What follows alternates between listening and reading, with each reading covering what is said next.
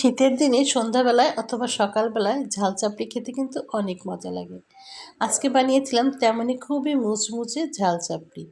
এত টেস্টি, না বলে আর পারলাম না।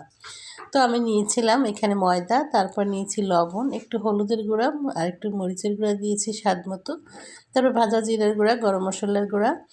আপনারা এখানে আপনাদের পছন্দ মতো মশলা দিয়ে নেবেন। তারপর দিয়েছি ধনিয়া পাতা, কাঁচামরিচ আর একটু রসুন দিয়ে খুব সুন্দর করে হালকা হালকা গরম পানি, কুসুম গরম পানি দিয়ে খুব ভালো করে মিশিয়ে নিচ্ছি। একটা চামচ দিয়ে মিশালেই হবে, হাত না দিলেও চলবে। দেখুন চামচ দিয়ে কী সুন্দর করে একটা ব্যাটার তৈরি করে ফেলেছি। এরপরে এই যে কড়াইয়ে একটু তেল নিয়েছি ব্রাশ করে, তারপর এটা কিন্তু দিয়েছি। আগেই যদি ফস করে করার পরে দিয়ে দিই তাহলে কিন্তু এটা আর উঠতে চাইবে না, নিচে লেগে যাবে। আর একটু তেল দিয়ে দিলে কিন্তু খুব তাড়াতাড়ি উঠে যাবে। আর এভাবে দুপাশ উল্টে পাল্টে খুব সুন্দর করে ভাজতে হবে, ঝট করে কিন্তু তেল দিয়ে দিবেন না। রুটিটার দুই পাশ যখন খুব ভালো করে ভাজা হয়ে যাবে তারপর এখানে তেল অ্যাড করব।